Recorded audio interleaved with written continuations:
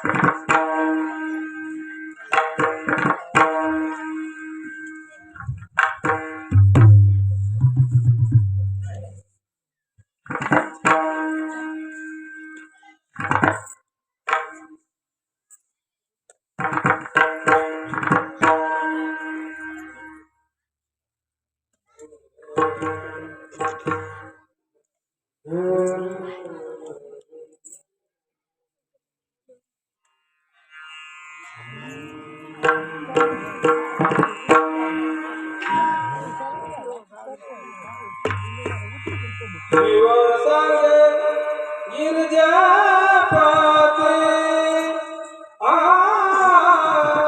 शिव सांगे गिरजापती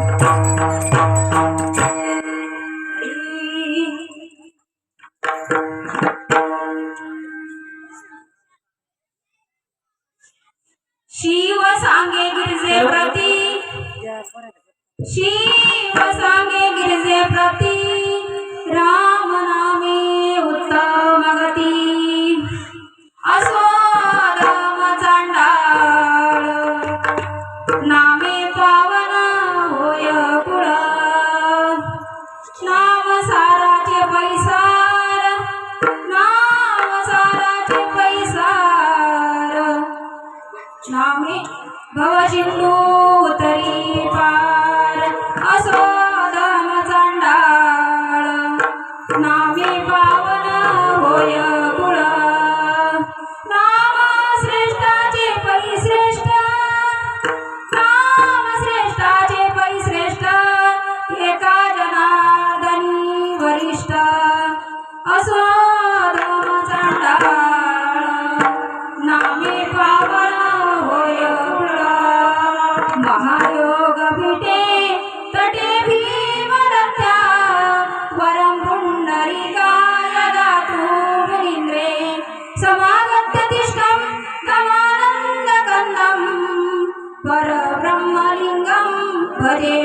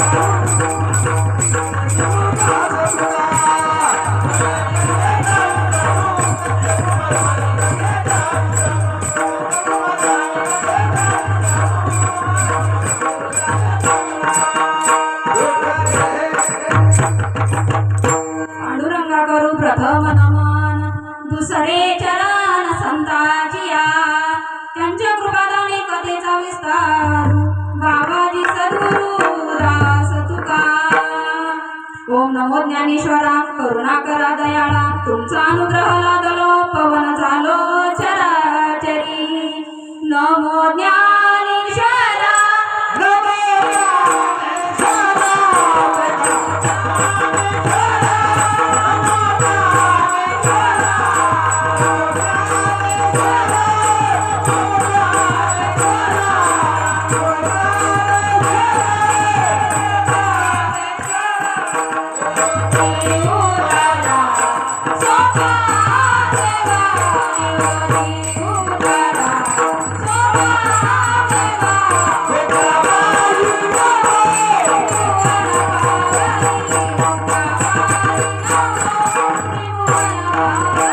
Thank you.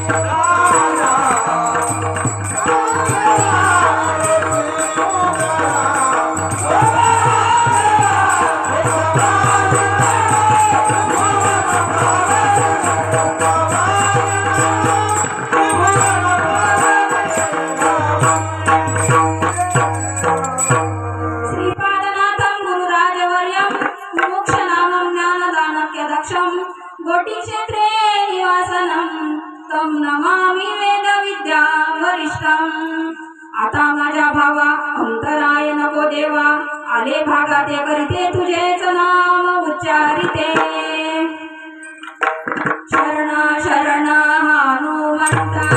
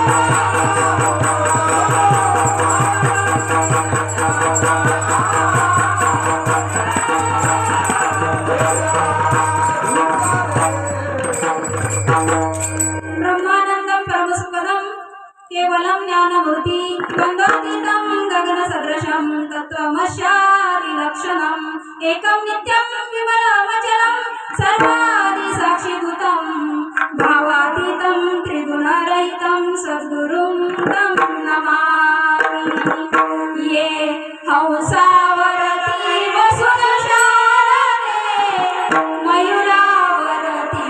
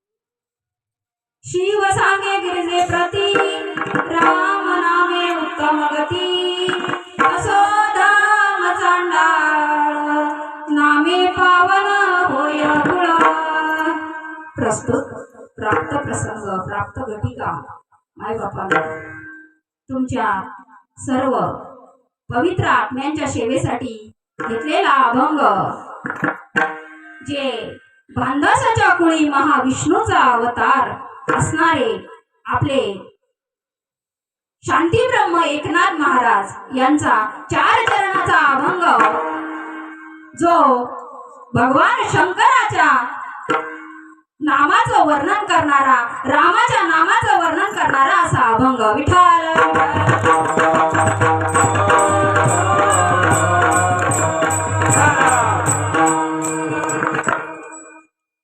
कीर्तनाला सुरुवात करण्यापूर्वी थोडासा परिहार द्यायचा तो असा, दरवर्षीप्रमाणे याही वर्षी अखंड हरिनाम सप्ताह श्री क्षेत्र गोळेगाव या पवित्र नगरीमध्ये वय वर्ष 26वे, आतापर्यंत 26 वर्षापासून हा अखंड हरिनाम सप्ताह या नगरीमध्ये चालू आहे.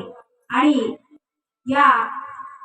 हे कार्य आता 26 वर्षापर्यंत जे अहोरात्र कष्ट करून ज्यांनी मेहनत घेऊन आतापर्यंत जसंच्या तसं टिकून ठेवलं, ते असणारे आमचे कैलास महाराज भोसले आणि त्यांचे आई वडील. बघा, वडिलांचं नाव आहे श्रीरंग किसन भोसले आणि मातोश्रीचं नाव आहे, त्यांच्या आईचं नाव काय, कौशल्याबाई भोसले. अशा या त्यांच्या आई वडिलांनी त्या कैलास भाऊला आतापर्यंत 26 वर्षापर्यंत त्यांच्या पाठीशी उभं राहून हे कार्य, अशा असंख्य अडचणीतून त्यांना आई वडिलांनी साथ दिली. त्यांचे मोठे बंधू आहे संतोष महाराज भोसले. आणि या सर्वांचे म्हणजे आतापर्यंतच्या काळामध्ये बघा तुम्ही, साधं जर आपल्याला 1 वर्ष जर कार्यक्रम करायचा जर असला तर आपल्याला खूप त्रास होतो त्या गोष्टीचा.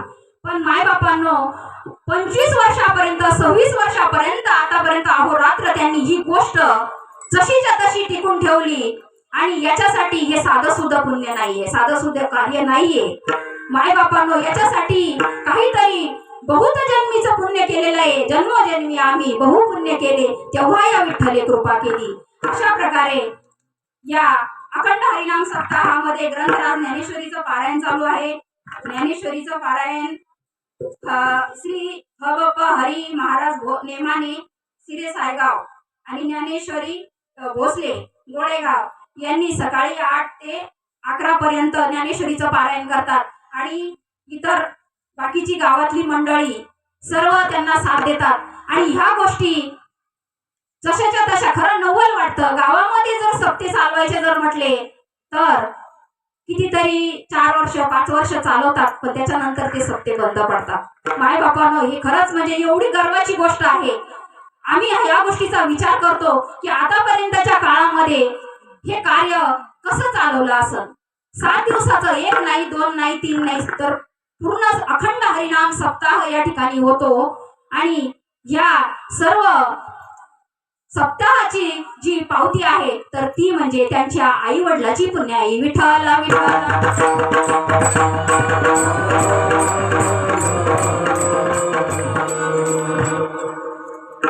बघा मायबापांनो, आज आहे महाशिवरात्र.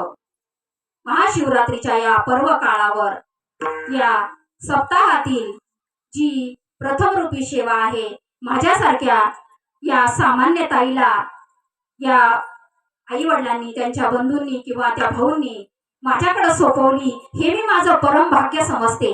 कारण या शिवरात्रीच्या पर्व काळावर थोडं का होईना त्या सद्गुरूची किंवा त्या साधू संतांची सेवा मला करायला मिळते, हे माझं महत् भाग्य मी समजते. विठ्ठल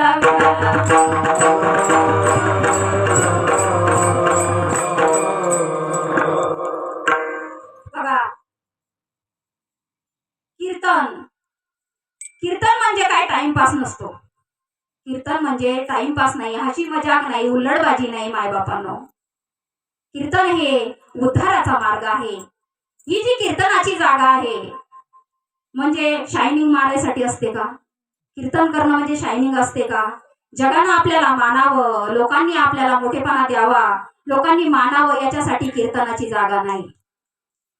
मायबापांनो, साधू संतांनी अहोरात्र कष्ट केले, अहोरात्र त्यांनी संकट झेलले आणि अशा संकटांमधून त्यांनी हा जो आपल्या परमार्थाचा ठेवा, जी धर्माची धुरा आहे, हे जे धर्माचं कार्य आहे, त्यांनी या कलियुगामध्ये हे कार्य टिकून राहावं म्हणून त्यांनी आपल्या या सामान्य जीवासाठी हे ग्रंथ रचून ठेवले आणि ते अभंगवाणी तयार करून ठेवली. आणि हे कीर्तनाचं जे माध्यम आहे साधू संतांनी, कारण सामान्य जीवाला कुठं जाता येत नाही, बाहेर कुठं पडता येत नाही, म्हणून त्या गोष्टीचा लाभ व्हावा म्हणून साधू संतांनी ही कीर्तन रूपी जी परंपरा आहे ही लावून दिलेली आहे. विठ्ठल विठ्ठल.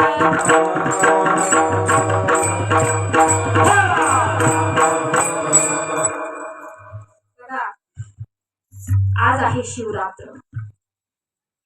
शिवरात्रीला आपल्या या भारत देशामध्ये अनन्य साधारण असं महत्व आलेलं आहे.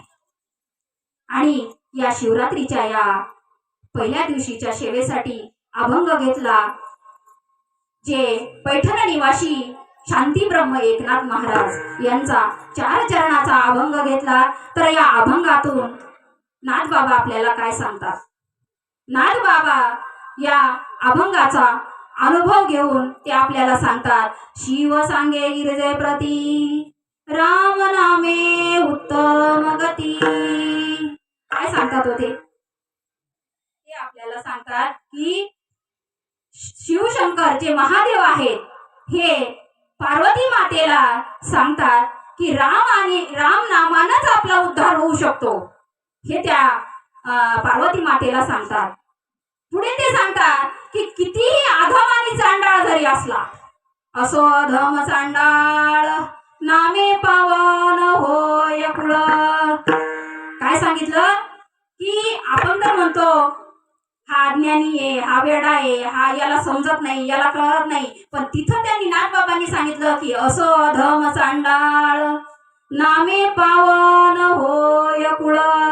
काय होतं तर नामानं कुळ उद्धारतात, कुळाचा सुद्धा उद्धार होतो.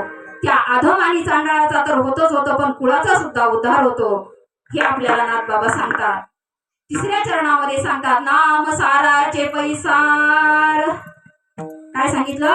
नाम हे या कलियुगामध्ये सर्व मंत्रामध्ये, सर्व व्रतामध्ये, वैकल्यामध्ये, सगळ्यामध्ये हे नाम सार आहे. आणि हे सार असणार नाम सारामध्ये सार, भव सिंधू उतरी पार. काय सांगतात की या भवसागरातून सुद्धा आपल्याला तारून नेण्याचं हे कार्य नाम करत असतं. कारण भवसागर हा फार मोठा भवसागर आहे. भवसागर म्हणजे जन्म मरणाचा भवसागर तर आहेच आहे, पण या संसारामध्ये सुद्धा आपण ज्यावेळेस राहतो याच्यामध्ये सुद्धा असंख्य वेदना आहेत. जन्म मरणाचा तर आहेच आहे, पण संसारामध्ये सुद्धा राहून त्या जीवाला त्रास होतो. आणि याच्यातून तारून नेण्याचं जे आहे ते म्हणजे नाम आहे. आणि शेवटी त्या 4थ्या चरणामध्ये सांगतात की नाम श्रेष्ठाचे पै श्रेष्ठ, एका जनार्दनी वरिष्ठ. कसं आहे तर हे नाम सर्व कार्यामध्ये, सर्व सिद्धीमध्ये श्रेष्ठ आहे. आणि हे श्रेष्ठ नाम हे नाथबाबांनी स्वतः अनुभव घेऊन सांगितलं. अशा प्रकारे सरळ सरळ भावार्थ तुमच्या पुढे ठेवला. विठ्ठल.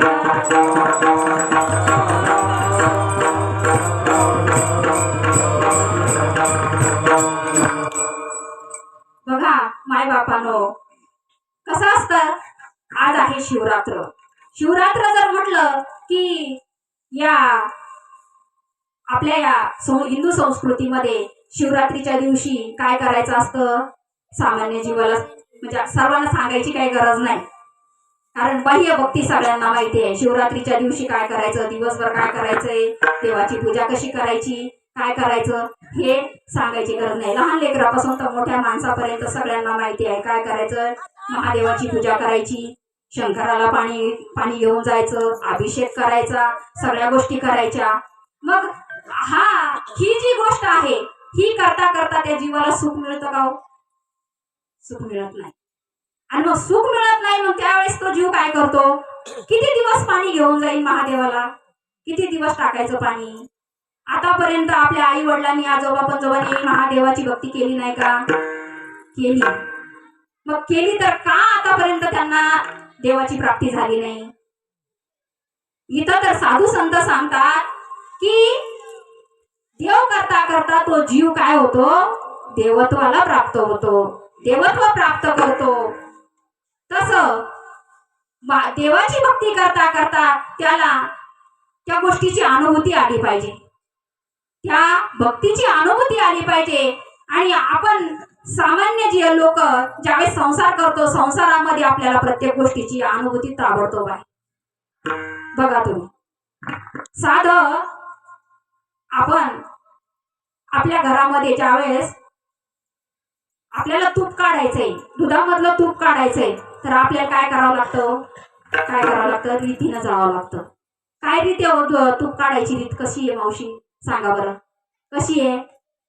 पहिले दूध तापून घ्यावं लागतं, तापल्याच्या नंतर त्याच्यात विरजण घालावं लागतं, आणि विरजण घातल्याच्या नंतर त्याला त्याचं दही तयार होतं, आणि मग ते घुसळून करावं लागतं. अशी रीत आहे ना तुपाची? याच्यापेक्षा वेगळी आहे? अशीच रीत आहे. मग मला सांगा, साधं तूप आपल्याला काढायचं तर त्याला रीतीनं जावं लागतं. साध्या तुपाची प्राप्ती करायची तर आपल्याला रीतीला जावं लागतं. रीतीला गेल्याच्या नंतर तुपाची प्राप्ती होते. तशी होती का? मग आपण रीतीला जर भगवंताची भक्ती केली तर भगवंत प्राप्त होईल. उठला की तांब्या घेतला की चालले महादेवाला, उठला तांब्या घेतला की चालले महादेवाला. कसा भगवंत प्रसन्न होईल? कसा त्या देवाचा अनुभव येईल? इथं साधू संत सांगतात, बोल अनुभवाचे बोल प्राण्या, बोल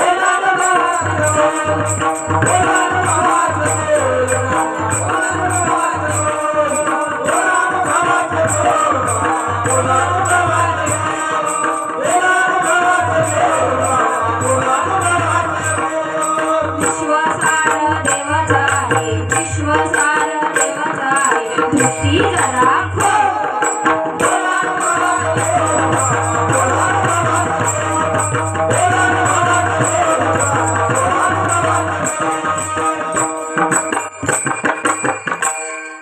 बोल अनुभवाचे बोल प्राण्या, बोल अनुभवाचे बोल.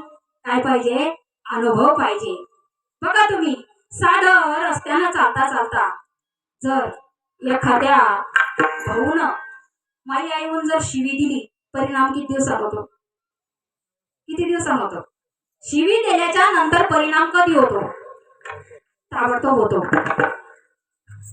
मिरची पाट्यावर जर रगडली तर हाताची आग किती दिवसानं? ताबडतोब होते. उघड्या वायराला जर हात लावला तर झटका किती दिवसानं? ताबडतोब होतो. मग संसारामध्ये प्रत्येक गोष्टी ह्या ताबडतोब आहे. भक्तीचा काय परिणाम? भक्तीचा काय परिणाम? भक्ती आपल्याला ज्यावेळेस आपण आपल्या म्हणजे आयुष्य चाललं, कोणाचे 50 गेले, कोणाचे 5 गेले, कोणाचे 60 गेले, कोणाचे 70 गेले, आता जायच्या रेंज मध्ये आले तरी भक्तीचा काही अनुभव नाही. भक्ती विना पशु कशाशी वाढला, भक्ती विना पशु कशाशी वाढला, भक्ती विना पशु कशाशी वाढला, भक्ती विना पशु कशाशी वाढला.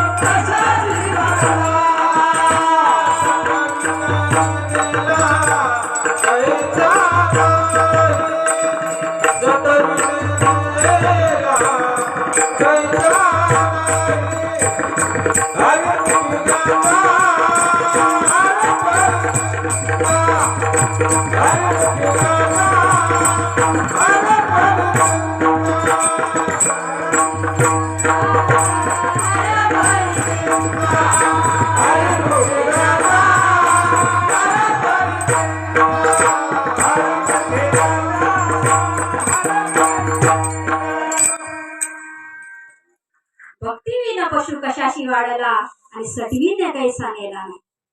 बघा, या भक्ती करत असताना माणूस असा प्राणी आहे, जिथं स्वार्थ आला तिथं बारीक विचार करतो, जिथं स्वार्थ आला तिथं बारीक विचार करतो, आणि जिथं परमार्थ आला तिथं वरच्या अंगाने भक्ती करतो. देवाला सुद्धा फसवायला निघालेला आहे माणूस. देवाला सुद्धा फसवायचं काम करतो. पण साधू संतांनी ओरिजिनल भक्ती केली, जी भक्ती दाखवायसाठी नसते. जगानं मला मानावं, जगानं मला चांगलं म्हणावं याच्यासाठी भक्ती नाही. मायबापानो, ही भक्ती अंतरंगासाठी असली पाहिजे. माणसाचा अंतरंग बदललं पाहिजे. कीर्तन ऐकल्याच्या नंतर त्या देहावर, त्या जीवावर काहीतरी परिणाम झाला पाहिजे. कीर्तन चांग, कीर्तन चांग,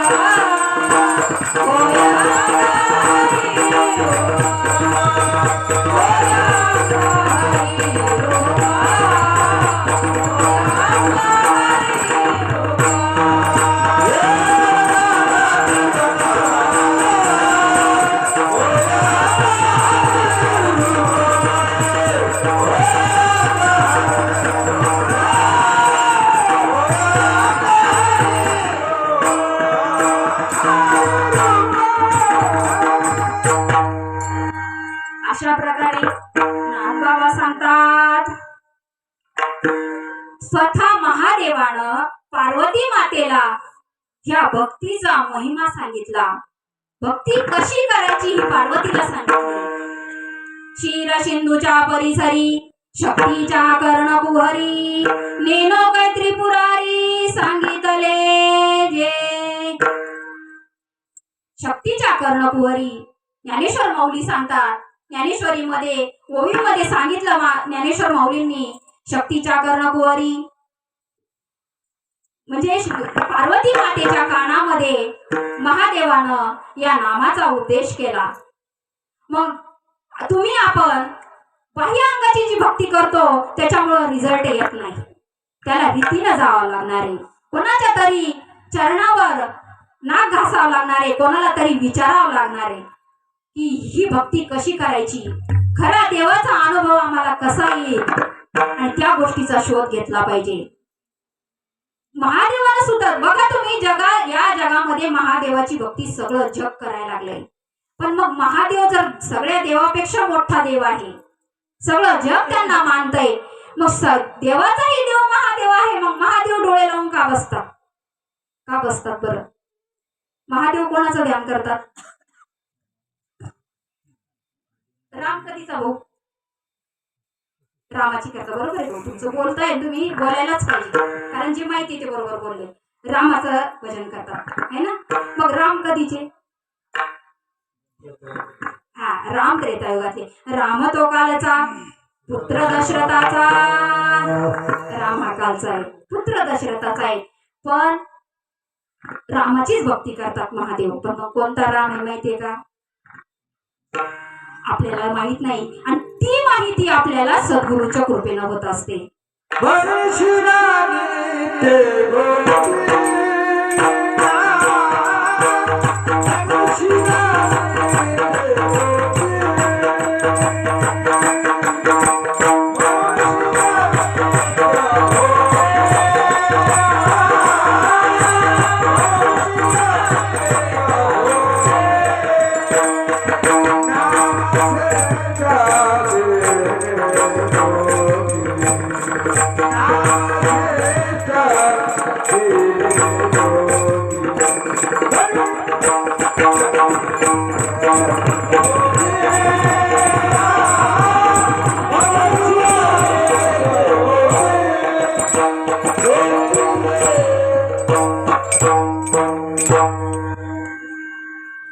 बघा, रामाची भक्ती करतात महादेव, हे रामाची भक्ती करतात.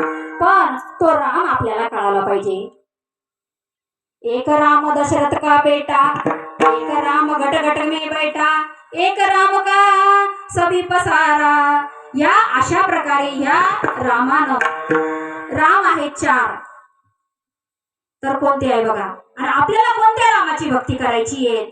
स्वतः भगवान शंकरानं कोणत्या रामाची भक्ती केली? राम तो कालचा पुत्र दशरथाचा, अनंत युगाचा आत्मा राम. तर कोणाची भक्ती करायची आहे? आत्मा रामाची भक्ती करायची आहे. ज्ञानदेव पुसे निवृत्तीसी चाला.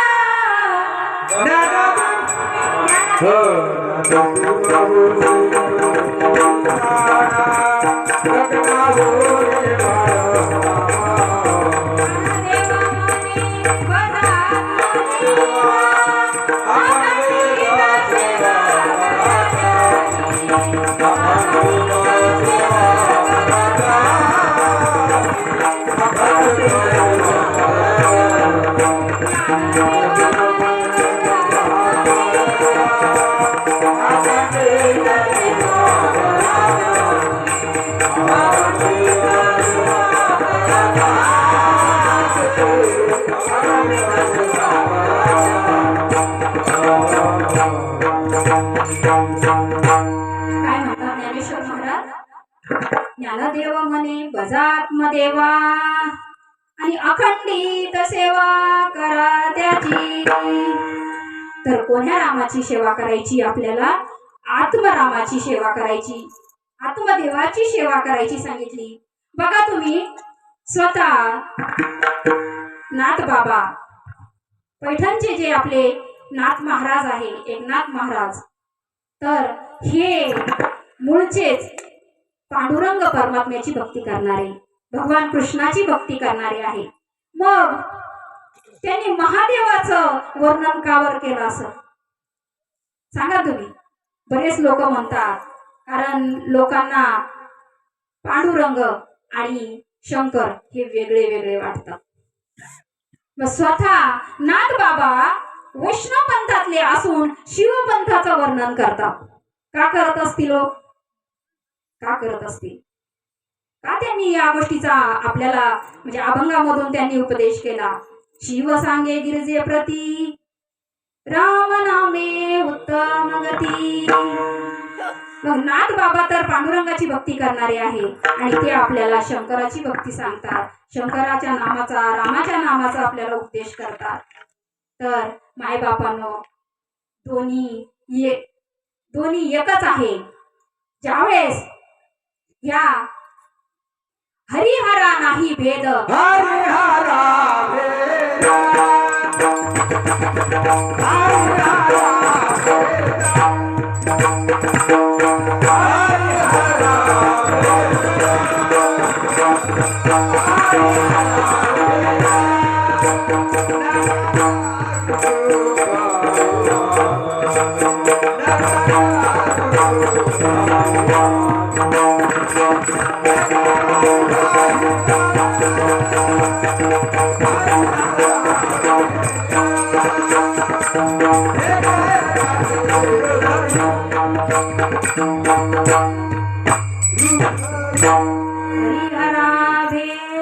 नका करू वाद, एक एकाचे हृदयी गोडी साखरेच्या ठाई. बघा साधू संत सांगतात एक एकाचे हृदयी गोडी साखरेच्या ठाई. मग वेगळे कसे असू शकतात? वेगळे कसे असतील? साधू संतांनी या गोष्टीचा अनुभव घेतला आणि साधू संत अनुभवाना तुम्हा आपल्याला सांगतात की मायबापांनो, ज्यावेळेस आपण बाह्यरंगाची भक्ती करतो, भक्ती करता करता त्या जीवाला कुठंतरी त्या गोष्टीचा बोस येतो आणि अशा वेळेस भक्ती करताना, भक्ती ही कशी माहिती का? ज्ञानाशिवाय आंधळी आहे आणि ज्ञान हे भक्तीशिवाय पांगळ आहे. मग भक्ती करताना त्या गोष्टीचं ज्ञान होणं गरजेचं आहे. आणि ते ज्ञान कोण देतो आपल्याला? ते ज्ञान साधू संत सद्गुरूच्या कृपेने आपल्याला मिळत असतं. काय झालं बघा, आपण दृष्टांत पाहू. एकदा पंढरपुरामध्ये संत नरहरी सोनार राहत होते आणि या संत नरहरी सोनार ज्यावेळेस राहायचे तर तिथं नामदेव महाराजांनी पांडुरंगाला कमरेची जी साखळी असते चांदीची, ती चांदीची साखळी कबूल केली आणि ती पांडुरंगाचा म्हणजे त्या पांडुरंगाला घालायची आहे. पण ज्यावेळेस त्यांनी सोनाराकडे बनवायला टाकली त्यावेळेस ते बनवल्याच्या नंतर ते घेऊन यायचे आणि पांडुरंगाला लावून बघायचे कमरेला. त्यावेळेस ती साखळी काय व्हायची? लहान व्हायची. मग ती साखळी लहान व्हायची. मग लहान झाल्याच्या नंतर मग ते काय करायचे, परत घेऊन जायचे आणि त्यांना सांगायचे थोडीशी मोठी करा, थोडीशी मोठी करा. त्या नरहरी सोनाराला जाऊन सांगायचे. मग ते काय करायचे, थोडी मोठी बनवायची. मग परत आणखी ती बनवलेली साखळी घेऊन परत पांडुरंगाच्या गाभाऱ्यात यायचे. पांडुरंगाला लावून बघायचे. ती साखळी काय व्हायची, जास्तच मोठी व्हायची. मग मोठी झाल्याच्या नंतर ती साखळी येते का, नाही. मग ते काय म्हणे, नरहरी सोनाराला काय सांगितलं म्हणे, वा तुम्ही काय करा, एकदा आमच्या पांडुरंगाच्या तिथे या आणि तुम्ही ते माप घ्या म्हणे कमराचं आणि तुम्ही ती साखळी बनवून द्या. पण त्यांचा असा नेम होता की ते महादेवाशिवाय कोणत्याही देवाच्या देवळात जात नव्हते. कोणत्याच देवळामध्ये ते जायचे नाही. महादेवाशिवाय त्यांचा कोणत्याच देवा म्हणजे बघण्याचा दृष्टी म्हणजे त्यांना बघा वाटत नव्हतं. कोणत्या देवाच्या मंदिरात जायची इच्छा होत नव्हती. त्यांची एवढी निष्ठा त्या महादेवावर होती. म्हणून ते म्हणायचे, कटेवरी हात नाही ज्या देवाचे, मागे मी तयाचे दर्शन. काय, जे कटेवर हात आहे त्या देवाचं मी दर्शन घेणार नाही. मला महादेवाची भक्ती आवडते, मी महादेवाची भक्ती करतो, मी त्या पांडुरंगाचं दर्शन घेणार नाही. म्हणे असं करू नका, मला तो नवस पूर्ण करायचा आहे, पांडुरंगाला साखळी द्यायची आहे. तर तुम्ही काय करा, लागलं तर तुम्हाला नाही पाहायचंय ना पांडुरंगाला, तुमच्या डोळ्यावर पट्टी बांधा, तुमचे डोळे बांधून घेतो आणि मग तुम्ही चला म्हणे, तुम्हाला गाभाऱ्यात नेतो. पण मग ते तयार झाले. कसे बसे तयार झाले नरहरी सोनार. आणि त्याच्यानंतर त्यांच्या डोळ्यावर पट्टी बांधली आणि त्यांना पांडुरंगाच्या गाभाऱ्यात नेलं. त्यांनी मग त्याचं माप घ्यायला गेले. पांडुरंगाच्या कमरेला हात लावला आणि माप घ्यायला लागले. तर त्यांना पूर्ण जे माप घेता घेता पूर्ण वरून आणि खालून सगळं पिंडीसारखं वाटायचं. ज्यावेळेस ते घ्यायचे ना माप, तर त्यांना पिंड हाताला लागायची. मग त्यांना तिथं भ्रम व्हायचा. त्यांना वाटायचं की मी तर पांडुरंगाच्या मंदिरात आलो आणि मला पिंडीचा स्पर्श का होतोय, पिंडीचं मला हाताला असं पिंडीसारखं का वाटतंय. मग ते बुचकळ्यात पडायचे. परत आणखी पुन्हा डबल जायचे जवळ आणि पुन्हा माप घ्यायला पाहिजे. तर त्यांना आहे ना ती परत पिंडीसारखं वाटायचं. असं खूप वेळ झालं. पण मग त्यांना असं वाटलं की चला ही पांडुरंगाचीच मूर्ती आहे, पण आपण माप घेऊ. ते घ्यायला गेले की त्यांना ते स्पर्श व्हायचा. मग असं करता करता ज्यावेळेस त्यांना असं वाटलं की आपण आपल्या डोळ्यांना शहानिशा करून घेऊ, नेमकं आहे काय, आपल्या हाताला जरी वाटतंय पण यांनी आपल्याला महादेवाच्याच मंदिरात आणलं काय, म्हणून त्यांनी काय केलं, डोळ्यावरची पट्टी काढली आणि ती हात लावता लावता डायरेक्ट डोळ्यानं बघितलं. त्यावेळेस कोण दिसलं, पांडुरंगाची मूर्ती दिसली. एका एकाचे हृदयी आणि गोडी साखरेच्या ठाई. अशा प्रकारे बघा, साधू संतांनी द्वेष केलं नाही. कोणत्याही देवामध्ये कोणत्याही भक्तीमध्ये त्यांनी द्वेष केलं नाही. तर द्वेष कशामुळे नाही केलं, कारण त्यांनी आत्म्याची भक्ती केली. आत्म्याची त्यांनी आत्म्या म्हणजे जीव आणि शिव कसा एक आहे. मनोभूत अहं निर्विकल्पो निराकार रूपो विभुर्व्याप्त सर्वेत्र सर्वेंद्रियाणाम. कसा आहे हो तो भगवंत, निर्विकल्प आहे, निर्गुण निराकार आहे. रूप नाही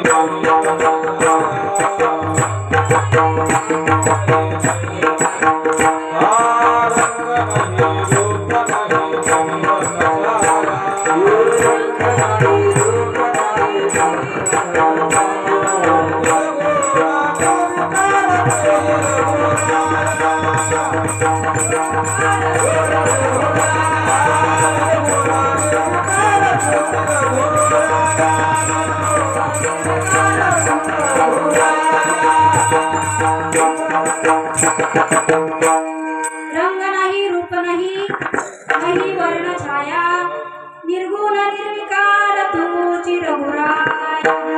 कसा आहे तो रघुराया, तर निर्विकार आहे.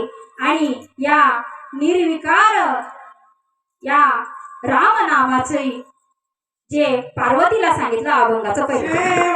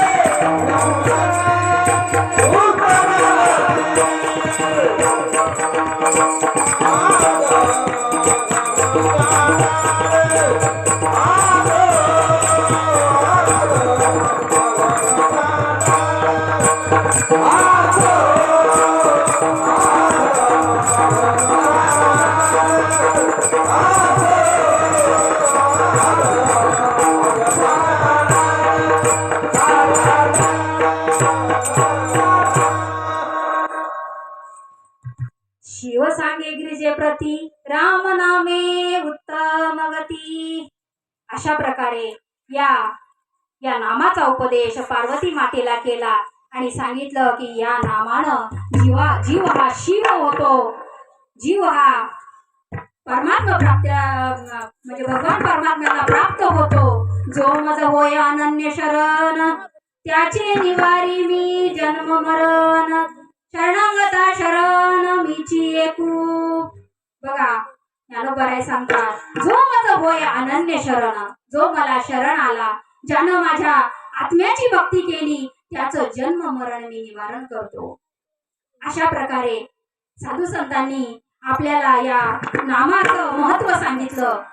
कारण बघा तुम्ही भक्ती करताना ज्यावेळेस आपण हिंदू संस्कृतीतले लोक आहे आणि आपण काय करतो या म्हणजे आपल्या भारत संस्कृतीमध्ये प्रत्येक सणाला वेगवेगळ्या देवाची भक्ती केल्या जाते.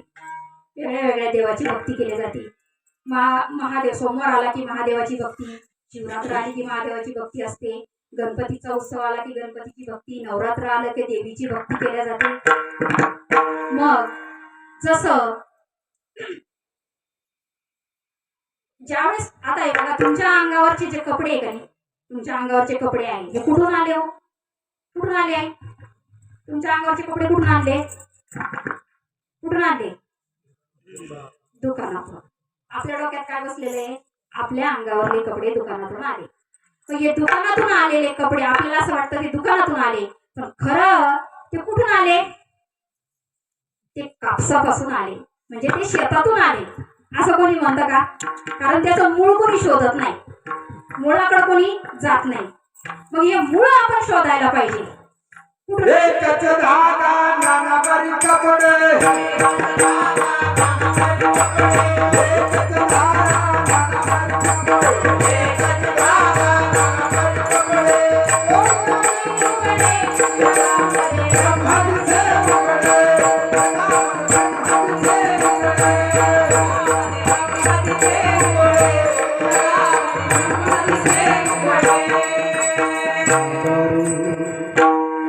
पृथ्वीची या पेटी काय होत्या कापसाच्या पेटी. या पृथ्वीमध्ये काय कपड्याच्या पेट्या होत्या का? पेट्या नव्हत्या. कापसापासूनच कपडे तयार झाले आणि ते तुमच्या आपल्या सर्वांच्या अंगावर आले. मग इकडं भाऊ मंडळी बसलेले, कोणाच्या अंगावर धोतर आहे, कोणाच्या अंगावर पॅन्ट आहे. इकडं काही मंडळीच्या अंगावर, कोणाच्या अंगावर साडी आहे, कोणाच्या अंगावर ड्रेस आहे. दिसायला कसे दिसतात हो? वेगळे वेगळे दिसतात. त्याला नाव वेगळं ठेवलं.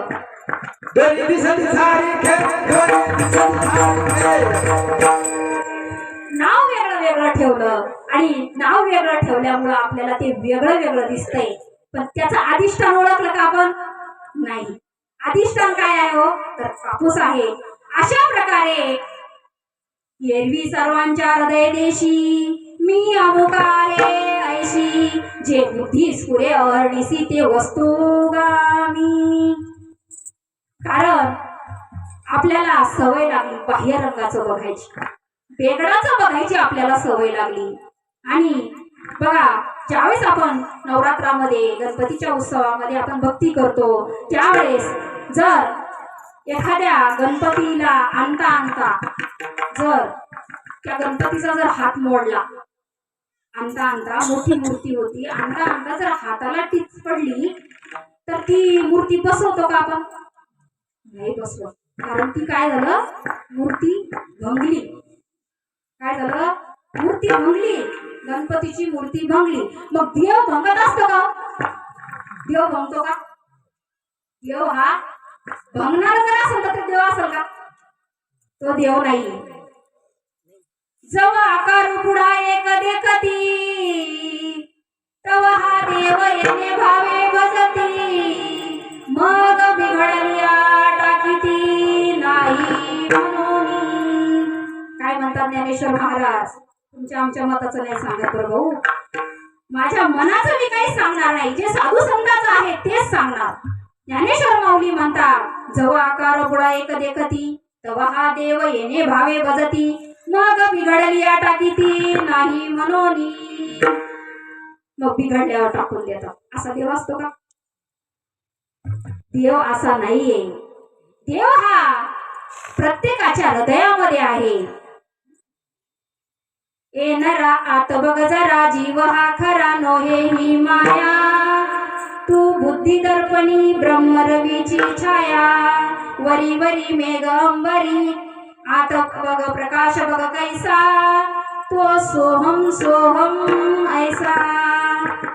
तर काय करायचंय आपल्याला? आत बघायचंय. आत करा मात, आत करा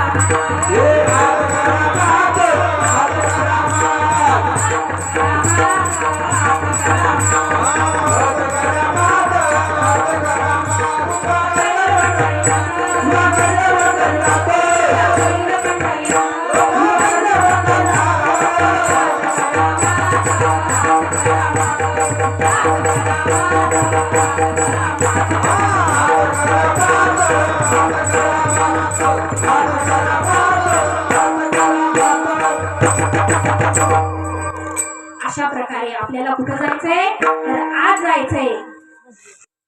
तुझे आहे तुझ पाशी, परी तू जागा चुकलासी. कुठं आहे हो देव? कुठं आहे? हृदयामध्ये आहे. आत बाहेर म्या कोंदले, हे जग निखिल माझेची होतले. हे सगळं आत बाहेर कोंदलेलं आहे. हे सर्व जग त्या भगवंताच्या सत्तेनं चालतंय. तुमच्या आमच्यामध्ये जो प्राण हल्ल्या जातो, जे चलनवलन करण्याची जी ताकद आहे, जी शक्ती आहे, त्याला भगवंत म्हणतात. चाले हे शरीर कोणाची आशा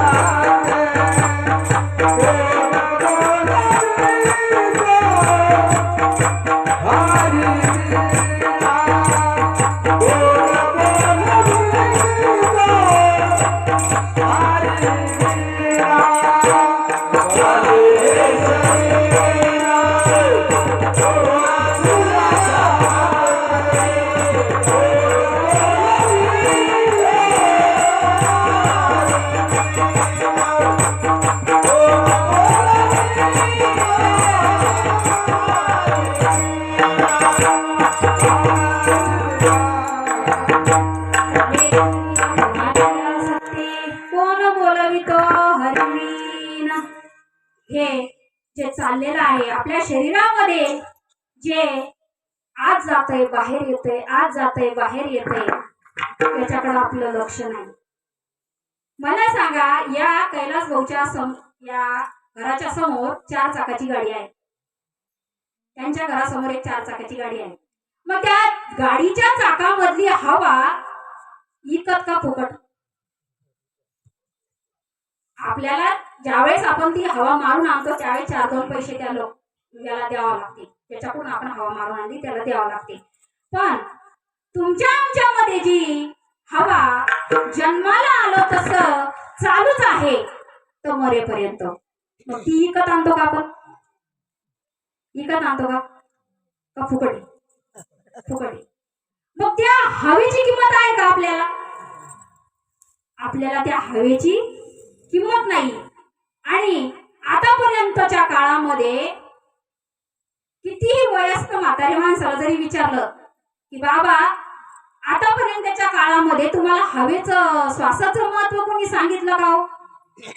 सांगितलं का बाबा? इथं समोर बसलेले एक बाबा आहे. बाबा श्वासाचं महत्व सांगितलं का तुम्हाला आतापर्यंतच्या काळात? म्हणजे आतापर्यंतच्या काळात तुम्हाला कधीच वाटलं नसेल की श्वास एवढा महत्वाचा आहे. जो मुकला श्वास आला तो जातो रे नरकाला, तो जातो रे नरकाला,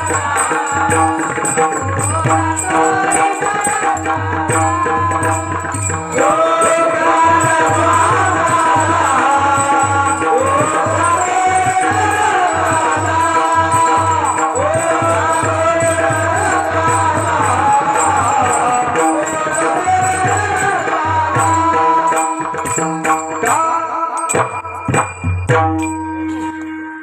जो मुकला श्वासाला तो जातो रे नरकाला. सांगतं का कोणी आपल्याला की श्वास एवढा महत्वाचा आहे? हा श्वास आपला एवढा अनमोल असा श्वास आपल्याला भगवंतानं दिलेला आहे. कारण एक आजीबाई दळण दळत होती बघा, एका जात्यावर दळण दळत होती. कारण कबीर महाराज म्हणतात, कबीर कहे कमाल को क्यों बजावत है ढोल, एक श्वास खाली गया तो तीनों लोग का मोल. काय म्हणतात कबीर महाराज? एक श्वास जर खाली गेला तर तिन्ही लोकांचं मोल निघून जाईल. एवढा आपला श्वास महत्वाचा आहे. अशा प्रकारे आपल्या या श्वासाची किंमत साधू संतांना कळाली. साधू संतांनी आपल्याला अनुभवाला आणून दिली. आणि बघा, ज्यावेळेस ती आजीबाई दळण दळत होती आणि दळण दळत असताना कबीर महाराज त्या जात्याकडे बघत होते. जात्याकडे बघत असताना ते रडत होते. त्यांना रडायला येत होतं. चलती चक्की देख के कबीरा दिया रोय, चलती चक्की देख के कबीरा दिया रोय, दो पाटन के बीच में शाबुत बचाना कोय. कबीर महाराज म्हणतात की या जात्यामध्ये सगळे दाणे भरडल्या चालले, सगळे दाणे भरडल्या चालले, एक पण दाणा शाबूत राहत नाहीये.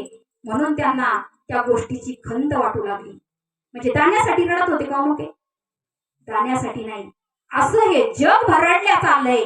जग हे काळाच्या गाड्यामध्ये चाललंय आणि या जगाला खरा भगवंत कळत नाही, खरी भक्ती कळत नाही. म्हणून त्यांना दुःख वाटत होतं. पण हे बघून त्यांचा मुलगा कमाल हसायला लागला. चलती चक्की देख के कमाल हसे ठटाय, कील सहारे जो रहे बालन बाका होय. काय म्हणतो कमाल त्यांचा मुलगा? के त्या जात्यामध्ये दळता दळता काही दाणे त्या आरीला चिटकून राहतात. कुठे राहतात? त्या आरीजवळ चिटकून राहतात. त्यावेळेस ते दाणे भरडले जाते का? भरडल्या जात नाही. म्हणून कमाल हसायला लागला की या आरीला, म्हणजे जो सद्गुरू रूपी चरणाला धरून राहील, जो भगवंताला धरून राहील, ते निश्चित राहणार आहे, ते निश्चित वाचणार आहे. अशा प्रकारे या जगामध्ये कितीही पापी असू द्या, कितीही दुराचारी असू द्या, कसा जरी जीव असला तर तो नामावर तरल्या जातो. अभंगाचं दुसरं चरण. Oh,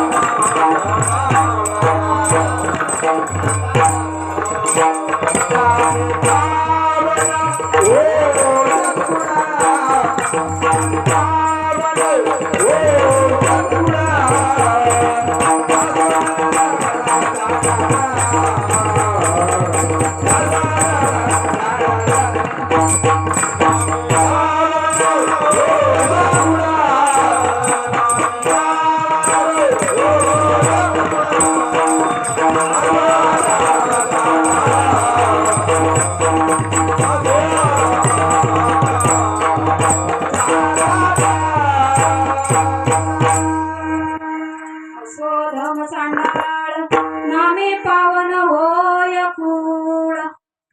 बघा, आज आहे शिवरात्र आणि शिवरात्रीच्या दिवशी त्या पारद्याला भगवान शंकर प्रसन्न झाले. मग तो कोण होता हो? पारधी होता. मग तो पुण्यवान माणूस होता का? तर पापीच होता. कारण जो जीव दुसऱ्याची हत्या करतो तो पुण्यवान राहतो का? नाही, पापीच असतो. मग अशा पाप्यातल्या पाप्याला सुद्धा काय झालं? अनायासे पूजन घडलं. अनायासे पूजन घडलं. पण बुद्धिमती काय म्हणते? बुद्धीनं माती खाल्ली. माती. काय झालं? शिवरात्रीच्या दिवशी त्यानं शिकारी दिवसभर शिकार शोधली पण सापडली नाही. मग दिवसभर त्याला तो जंगलात फिरत होता. शिकारीच्या शोधामध्ये तो फिरत होता आणि फिरता फिरता त्याला म्हणजे बोस आला त्या गोष्टीचा की आज मला शिकार भेटली नाही, मी आज घरी जाणार नाही. जोपर्यंत मला शिकार मिळणार नाही तोपर्यंत मी घरी जाणार नाही. आणि असं म्हणून एका तळ्याच्या काठी एक बेलाचं झाड होतं आणि त्या झाडावर जाऊन तो बसला. आणि बसल्याच्या नंतर त्या तळ्याच्या काठावर कोणीतरी एखादे प्राणी पाणी पिण्यासाठी येईल अशा या उद्देशानं तो बघत होता. बघता बघता रात्र झाली आणि रात्र झाल्याच्या नंतर त्याला बसून बसून कंटाळा येऊ लागला. किती वेळ आपण लक्ष द्यावं, किती वेळ बघावं, अजून एकही प्राणी तिथं आलेला नाही. म्हणून त्या झाडाचे पानं तोडायचा आणि खाली टाकायचा. झाडाचे पानं तोडायचा, खाली टाकायचा. त्याला काही घेणं देणं नाही. भक्ती माहित नाही, नाम माहित नाही, देव माहित नाही.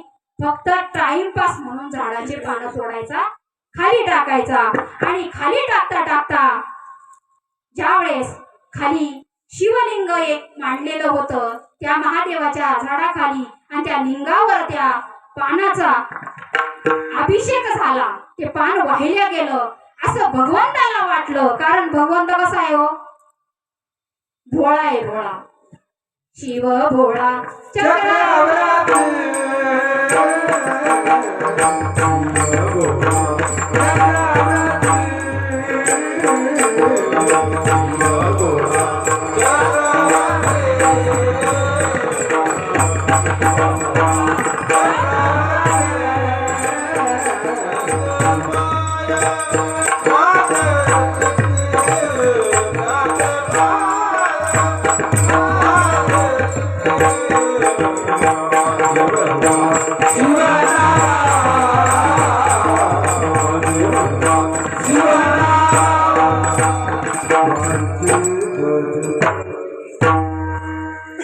अशा वेळेस तो अभिषेक झाला आणि भगवान शंकर त्याला प्रसन्न झाले असं कथेमध्ये सांगतात. बरं बघा, मग आता प्रसन्न झाले भगवान शंकरानं त्याला विचारलं की मी तुझ्यावर प्रसन्न आहे.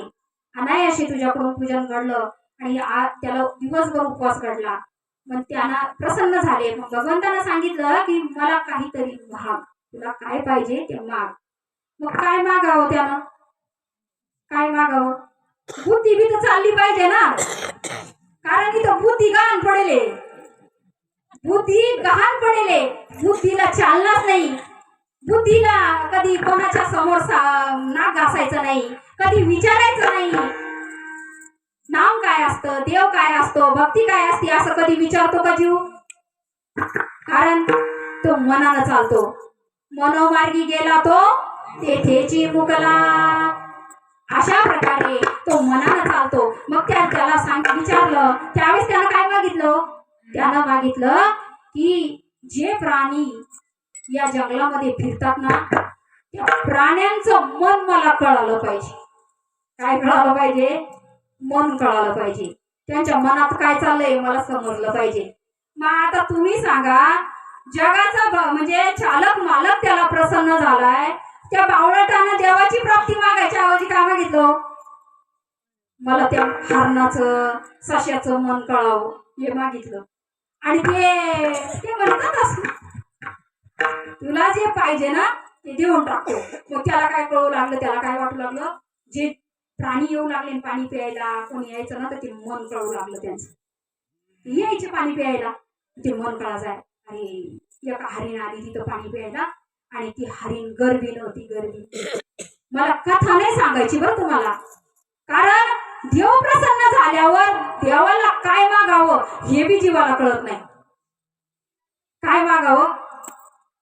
अरे जे नश्वर आहे त्याची मागणी जीव करतो, पण जे शाश्वत आहे, जे चिरकाल टिकणार आहे याची मागणी जीव करत नाही. ही खंत साधू संताला वाटते आणि अशा वेळेस त्यानं त्या हरणाचं मन ओळखायला लागला. मग आता हरणाचं मन ओळखायला लागल्यावर त्या हरणाला तुमच्या आमच्या सारख्याच व्यथा आहे. जसं आपल्या संसारामध्ये असतं ना आपलं, तशा प्रकारे त्या हरणाच्या बी जीवनामध्ये तशाच व्यथा आहे. आपल्याला वाटतं त्यांना संसार नसत, पण त्यांना सुद्धा संसार आहे. आणि त्या जीवाला कळू लागलं की हरिण गर्भीण आहे आणि जर ती हरिण पाणी प्यायला आली, मग ती पाणी प्यायला आल्यानंतर यानं काय केलं, त्या हरणाला प्रश्न केला. म्हणे मी दिवसभरचा बसलेलो आहे, पण मला तुझी शिकार करायची. ती म्हणे भाऊ तुला शिकार करायची ना कर, पण मी आहे ना पोटोशी आहे, मला माझ्या पोटामध्ये बाळ आहे, या बाळाचा जन्म होऊ दे, मग मी तुला तुझ्याकडे येईल आणि मग तू मला मार. मग आता याला ती भाषा कळायला लागली ना.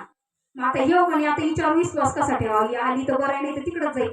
तर चाल म्हणे, जाऊ दे, तू काय कर, जाय म्हणे घरी आणि तू त्या बाळाला जन्म देऊन ये, मग नंतर ये. त्यावेळेस ती घरी गेली. मग तिनं घरी नवऱ्याला सांगितलं अशी अशी कंडिशन आहे आणि त्या पारद्याला मी शब्द दिला, मला जावं लागल.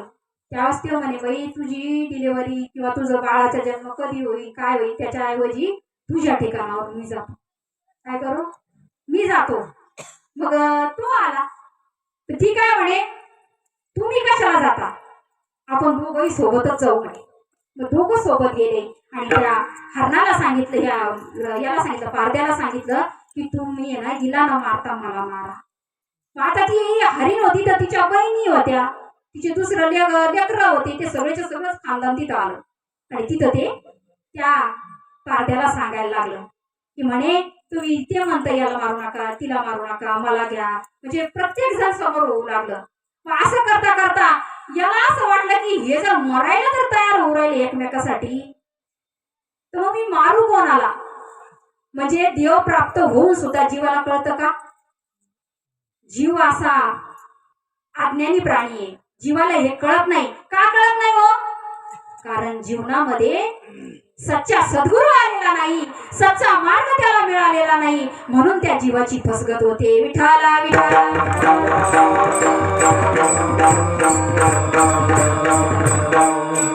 अशा प्रकारे या शिवरात्रीच्या दिवशी या अशा प्रकारे खूप काही कथा आहे, पण आपल्याला कथा नाही बघायच्या, कारण साधू संतांनी याच्यासाठी हाडाचं काढ केलं नाही. साधू संतांनी जीवाचं रान करून स्वतः त्या गोष्टीला प्राप्त झाले आणि मग त्यांनी ह्या गोष्टी आपल्याला सांगितल्या. अशाच प्रकारे जो अधमातला अधम होता असा असणारा कोण? वाल्मिकी. वाल्मिक ऋषी कसे होते हो? आता नंतर ऋषी झाले, पण अगोदर काय होते? पाप्यातला पापी असा असणारा तो वाल्या कोळ्याच्या रूपामध्ये होता आणि कोळ्याच्या वेशामध्ये अवतारामध्ये असताना त्यानं काय केलं? असंख्य जीव मारले, असंख्य महिलांना त्रास दिला, अत्याचार केले आणि असा रस्त्यानं चोऱ्या करायचा, लोकांना मारायचा, लुबाडायचा आणि ते धन घेतलेलं धन ते घरी नेऊन द्यायचा. अशा प्रकारे त्याची दिनचर्या चालू असताना एक दिवस नारदाची भेट झाली आणि नारदांनी त्याला या नामाचा उपदेश केला, सांगितलं, त्या जीवाला उपरती करून दिली की अरे तू ज्याच्यासाठी हे पाप करत आहे, ज्या सुखासाठी, ज्या संसारासाठी तू या गोष्टी करतो, मग या पापामध्ये भागीदार आहेत का? तुझ्या घरचे तुझ्या पापामध्ये भागीदार आहेत का? हे तू पहिले विचार कर या गोष्टीचा. आणि या गोष्टीचा जर विचार नाही करणार ना तर तुला नरकात जावं लागणार. आता पहिलाच तर तू या अधम योनीमध्ये आहे आणि परत आणखीन तू त्याच योनीमध्ये जाऊन किंवा नरकामध्ये जाऊन आणखीन त्रास भोगशील. पण आताच विचार करा उठाउठी आणि नाम धरा कंठी. प्रत्येकानं क्षणोक्षणी ह्याची करावा विचार, तरावया पार भव सिंधू. काय करायला पाहिजे? क्षणोक्षणी हा विचार करायला पाहिजे. कशाने आपला उद्धार होईल, काय केल्यानं आपल्याला भगवंताची प्राप्ती होईल. आणि अशा प्रकारे नारदाने त्याला सांगितलं आणि नामाचा उपदेश केला. मग तिथून पुढं त्या नारदांनी काय केलं, रामायण रचलं. कोळ्याची कीर्ती वाढली गाण, कोळ्याची कीर्ती वाढली गाण, कोळ्याची कीर्ती वाढली गाण, कोळ्याची कीर्ती वाढली गाण.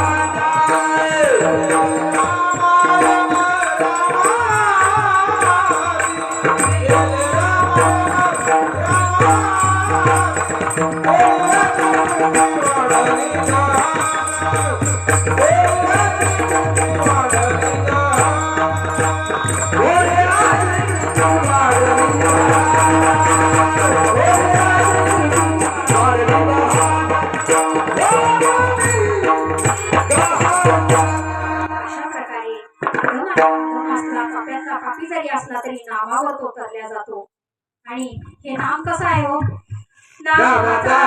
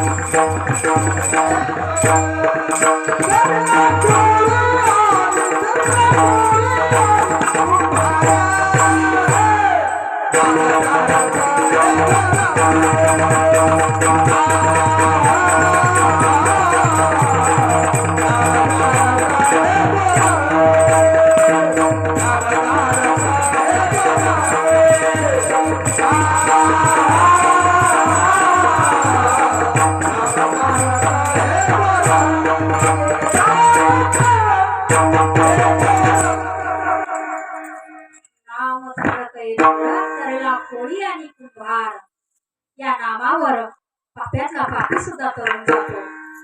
नाम कसं आहे, नाम पवित्र आणि गोड आहे.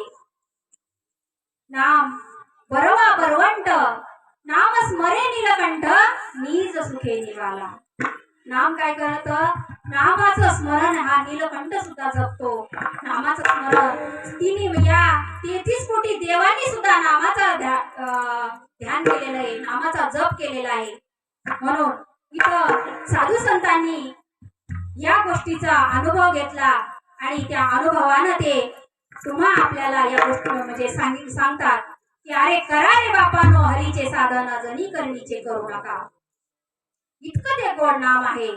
नाम चांगले चांगले माझे कंठी राहो रे, माझे कंठी राहो रे, माझे कंठी राहो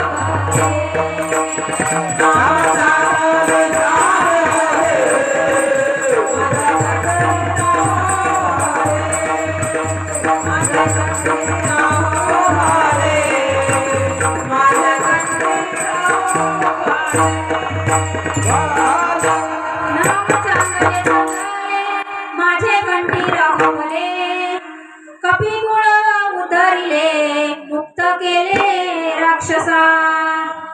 असं हे नाम. आणि हे नाम सर्व शास्त्रामध्ये सार आहे. सर्व या सर्व गोष्टीमध्ये नाम सार आहे. बघा आपल्या देहामध्ये आपला जो 3.5 हाताचा देह आहे याच्यामध्ये काय सार आहे हो, मला सांगा बरं. तुम्ही जी मंडळी बसलेली आहे बोलत जा. आपला जो देह आहे ना याच्यामध्ये सार गोष्ट कोणती आहे आपल्याकडे, सांगा कोणती गोष्ट आहे सार. आपल्या या 3.5 हाताच्या देहामध्ये आपल्याकडे एक सार गोष्ट आहे, ती म्हणजे आहे आपलं नाक. आपलं नाक हे सार आहे. कारण बाकीचे अवयव नसले तरी चालते, पण जर नाक जर बंद पडलं तर चालेल का, नाही चालणार, कारण ते काय आहे, सार आहे. तसं धातूमध्ये सोनं सार आहे, फुलामध्ये तुळस सार आहे आणि दुधामध्ये तूप सार आहे. मग या कलियुगामध्ये सार काय आहे हो? सार सार सार विठोबा नाम तुझे सार, सार सार सार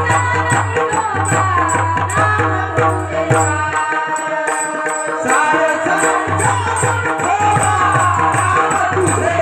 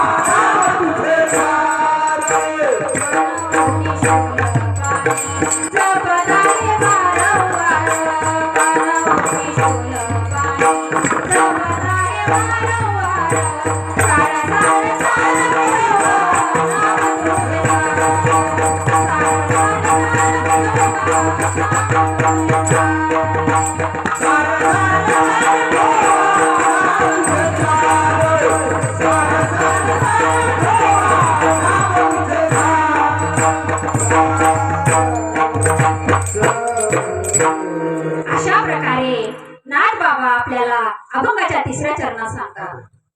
नाम साराचे पैसा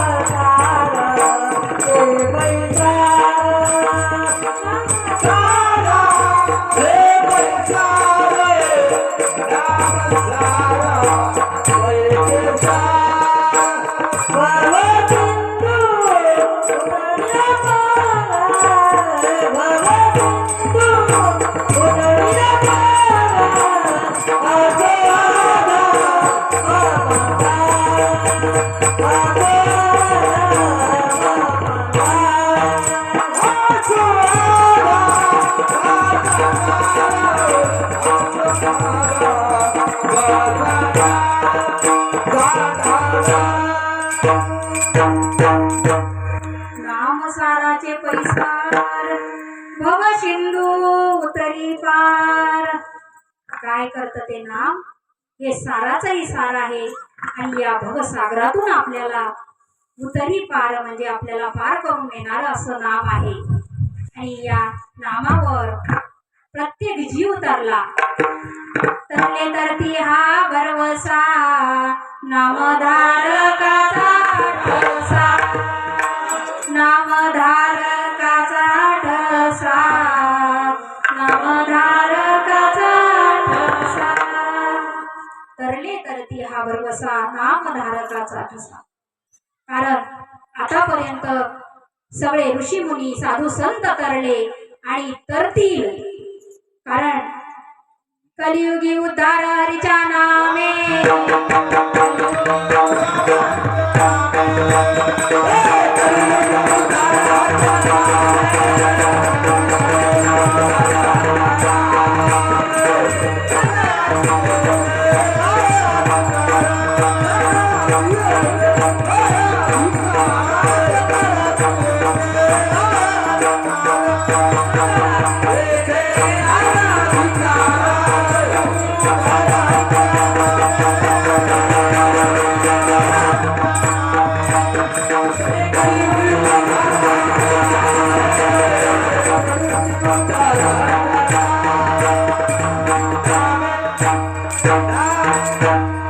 या कलियुगामध्ये नामानच उद्धार होणारे, या नामाशिवाय पर्याय नाही जीवाला. किती जरी आटापिटा केला, किती जरी पोथ्या वाचल्या, किती जरी ग्रंथ पालथे केले, सत्यनारायण घातला, ओम हवम केलं, जप तप केलं, तरी नामाशिवाय उद्धार होणार नाही. या कलियुगामध्ये फक्त एक म्हणजे एक असं नामच तारक आहे. म्हणून मायबापांनो या नामाचं धारण करायला पाहिजे. कारण एवढं घोर कलियुग या जगामध्ये येणार आहे आणि सुरुवातच झालेली त्या गोष्टीची. म्हणून आपल्याला त्या गोष्टीकडे वळलं पाहिजे. घेता नाम विठोबाचं, घेता नाम विठोबाचं,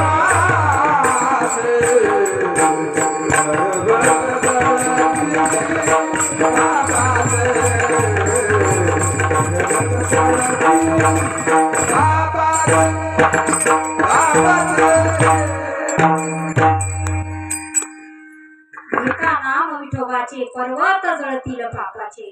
पापाच्या गंजाच्या गंजा जरी असल्या तर त्या जळून खाक होतात. विठोबा रखुमाई, विठोबा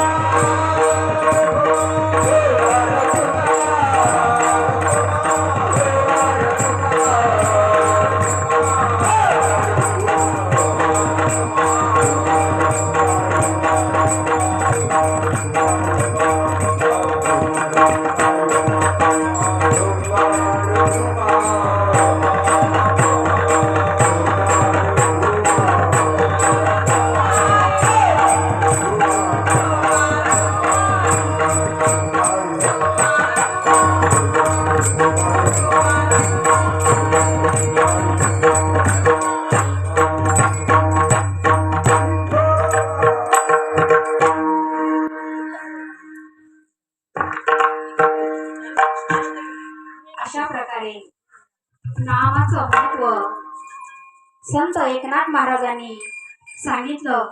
आणि नाम कसं आहे तर सारामध्ये सार आहे. अशा प्रकारे कारण किती जरी सांगायला गेलं ना, मला असं वाटू राहिलं मी फक्त आता 15 मिनिटात उभी राहिलेली असं वाटायला. म्हणजे मला असं वाटायला लागलं मी काहीच नाही सांगितलं.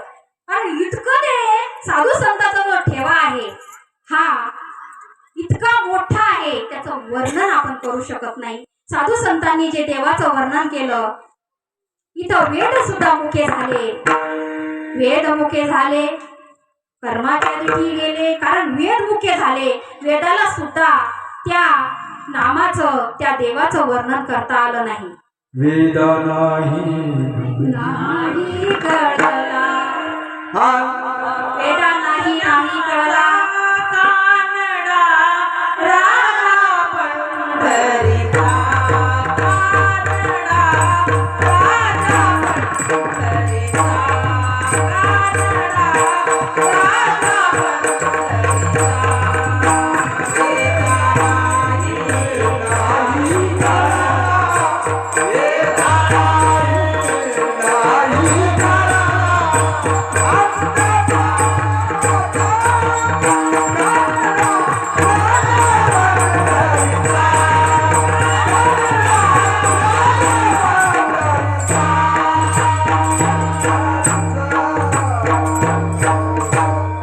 वेदा नाही कळला, अंत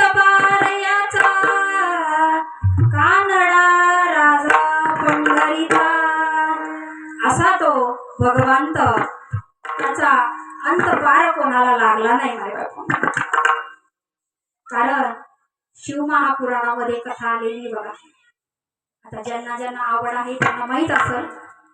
बघा काय झालं, भगवान शंकराच्या एकदा विष्णू आणि ब्रह्मदेव ज्यावेळेस भगवान शंकराची पूजा करायला आले त्यावेळेस स्वतः म्हणजे तिथं विचारलं, म्हणे भगवान शंकराचं जो शिर शोधून आणल आणि जो म्हणजे मूळ शोधून आणल त्याला आपण म्हणजे तो महान ठरेल असं तिथं सांगितलं. त्यावेळेस स्वतः विष्णू आणि ब्रह्मदेव दोघांना हे कार्य दिलं आणि सांगितलं, एकानं म्हणजे देवाचं डोकं शोधून आणायचं, शिर शोधून आणायचं आणि एकानं पाय शोधायचे म्हणजे मूळ शोधायचं. त्यावेळेस ते दोघं दोन्ही दिशेला जातात आणि भगवान शंकराचं शोध घेण्यासाठी त्यावेळेस विष्णूला मुळाचा काही शोध लागला नाही. तेव्हा भगवान विष्णू म्हणतात की आपल्याला काही हे भगवान शंकराचं मूळ काही सापडत नाही. आणि ब्रह्मदेवाला विचारलं त्यावेळेस ब्रह्मदेवानं काय केलं माहिती का, भगवान शंकराचं शिर मला सापडलं असं आपण जर सांगितलं तर आपण श्रेष्ठ ठरू, म्हणजे विष्णूपेक्षा आपण श्रेष्ठ ठरू असं त्यांना वाटलं. त्यावेळेस ते पण आपण जे देवाचं जे शिर आपल्याला सापडलं हे आपण सांगू, पण आपल्यावर विश्वास ठेवला पाहिजे ना, कोणातरी विश्वास पाहिजे ना की खरं सांगतो का खोटं सांगतो.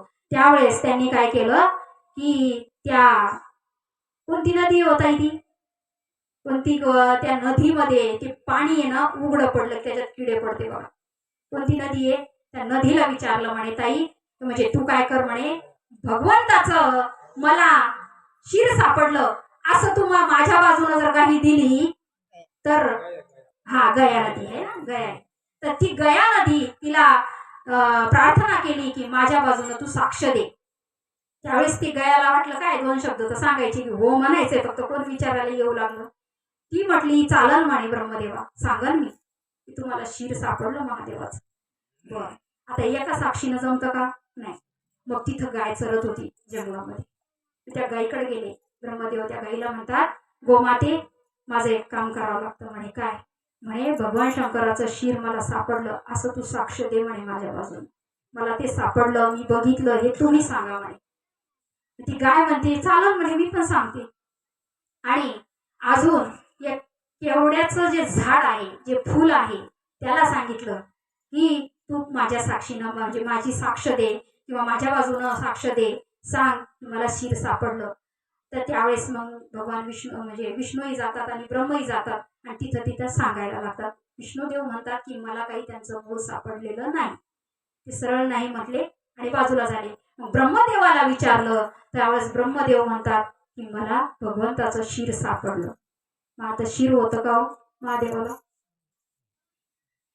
नारायण होतो. मला वेळ आहे का पण बरोबर नाही, मला कळत नाही बघा. कारण नराचा नारायण होतो आणि जीवाचा शिव होतो. संतांच्या संगतीत राहिल्याच्या नंतर जीवाचा शिव होत असतो. म्हणून काय करायला पाहिजे, चांगल्याची संगत करायला पाहिजे, साधू संतांची संगत करायची, सद्गुरूची संगत करून आपल्या जीवाचा उद्धार करून घ्यायचा. आणि या संगतीमध्ये राहून काय करायचंय तर नामाचं स्मरण करायचंय. मला सांगायसारखं खूप काही आहे, पण मी आहे ना हनुमंताचं शेपूट लांबलं का ते लांबतच जाते. त्याच्यासाठी ते आकडून घ्या तर लगेच येऊन जातं. त्याच्यासाठी ते आकडून घेतलेलंच बरं राहतं, कारण सगळ्याला भुका लागल्या असतील आता. म्हणून मायबापांनो या तीन चरणाचा भावार्थ मी तुमच्या समोर ठेवला. कारण इतकं सांगा म्हणजे नाथ बाबांनी इतकं सुंदर वर्णन केलेलं आहे. कारण माझ्या या तोडक्यावानीनं मी वर्णन करू शकत नाही, त्या नामाचंही वर्णन करू शकत नाही, त्या तत्वाचं वर्णन करू शकत नाही. कारण इथं साधू संतांची सुद्धा वाचा कुंठित होते. माझ्यासारख्या सामान्य जीवाला काय या गोष्टीचं वर्णन करता येणार आहे. प्रभू तुम्ही महेशाच्या मूर्ती, मी दुबळा अर्चित असे भक्ती, जरी हे बोल गंगावती स्वीकाराल की. अशा प्रकारे या नाथबाबांनी आपल्याला या शिवनामाचं रामनामाचं महत्त्व सांगितलं आणि नाम हे या सर्व गोष्टींमध्ये श्रेष्ठ आहे अभंगाचं चौथं चरण. नाम श्रेष्ठाचे श्रेष्ठ श्रेष्ठ नाम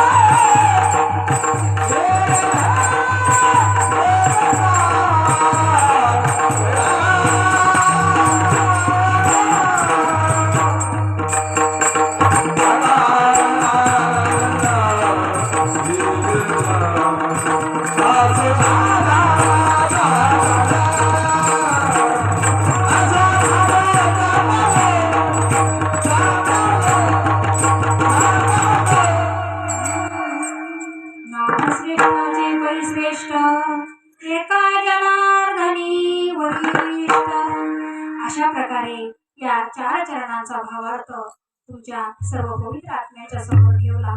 माझ्या अल्पशा बुद्धीनं मी काय वर्णन करणार त्या नामाचं बघा. आणि या आजची सप्ताहातील पहिल्या दिवसाची जी सेवा आहे माझ्यासारख्या सामान्य ताईला दिली आणि मला सर्वांनी साथ केली म्हणून मी हे करू शकले. एकट्याचा नवे खेळ म्हणून मेळ जमविला. बघा आता इकडून सगळे भाऊ मंडळी आहे या सर्वांनी मला सुंदर उत्तम अशी साथ दिली. आणि आमचे पकवान मास्तर काय नाव हो तुमचं? सागर भाऊ आहे बघा वाजवणारे. यांनी सुंदर साथ दिली. इकडूनही माझा भगिनी वर्ग आहे त्यांनी सुद्धा, नाहीतर त्या जर उभ्या राहिल्या नसत्या किंवा इकडून भाऊ मंडळी नसते तर मी एकटीनं काहीच केलं नसतं. काही सांगता मग प्रवचन झालं असतं. पण कीर्तनाचं हे अष्टांगानं चालतं. सर्व अंगानं ते गोष्टी सगळ्या गोष्टीचा मेळ जर असला तर ह्या गोष्टी होतात मायबापांनो. बघा माझं काही बोलता बोलता काही चुकलं असं अपशब्द गेले असतील ते माझ्या बुद्धीचा वाणीचा दोष आहे. आणि तो जर तुम्हाला कुठंतरी मनाला खंत वाटली असेल तर ते सोडून द्या.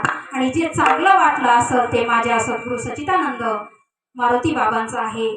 माझ्या सर्व जे अधिष्ठान आहे हंस ब्रह्मात्री आणि बलवीर सगळ्यानंद शांताबाई बंडो बाबा, केरो बाबा आणि श्रीपाद बाबा, रामदास बाबा आणि मागे असणारे जो फोटो आहे ते माझे सद्गुरू सच्चिदानंद मारुती बाबा यांच्या कृपेमुळं मी इथं बोलण्याचा धाडस केलं.